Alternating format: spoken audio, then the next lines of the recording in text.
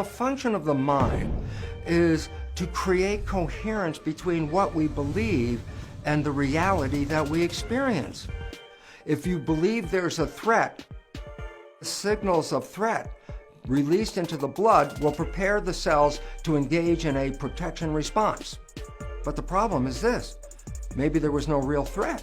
The cells don't know whether it's real or not because the cells only respond to the chemicals. They don't see the real environment. So all of a sudden I say, then if we believe we're under stress, we manifest stress in our physiology, even though the environment in which we live is not really promoting that. So all of a sudden we start to see that our thoughts, whether they're right or they're wrong, are actually changing our biology. Now, this idea of thoughts controlling our life is not new. 2,500 years ago, the Buddha said, what we think, we become. And in fact, that is exactly the story of epigenetics today. Epigenetics is saying what you're thinking is translated into chemistry, which will determine what you will become.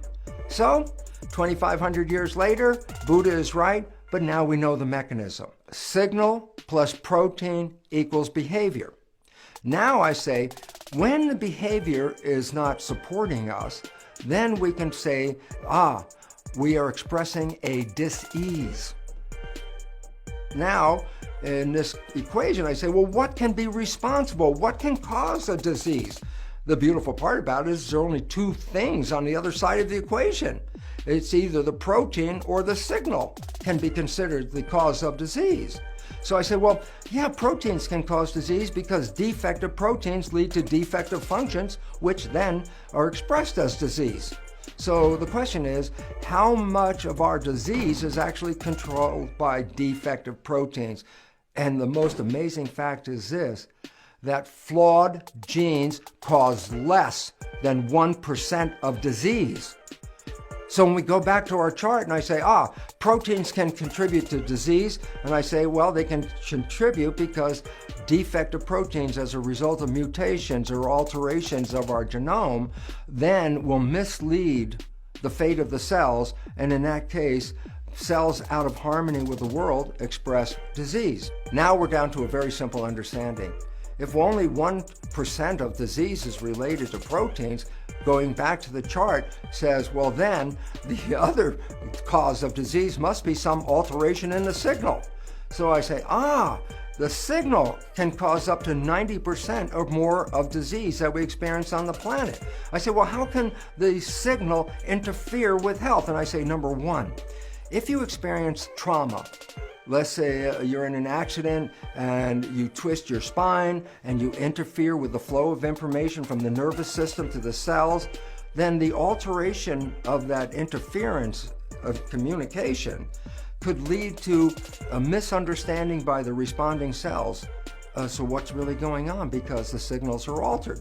So trauma can cause disease by interfering with the propagation of the signals from the brain to the cells. Number two, if we put toxic elements into our body, such as the toxins that we acquire by eating industrial farm foods, toxic chemicals can engage in the signal pathway, but if they do, they don't promote a normal signal propagation. Toxic chemistry can distort the signal. So relevance is this.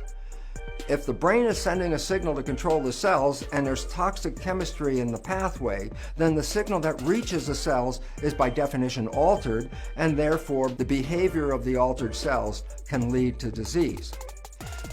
Thirdly, and perhaps the most important cause of disease influencing the signal, is really nothing wrong with the body at all.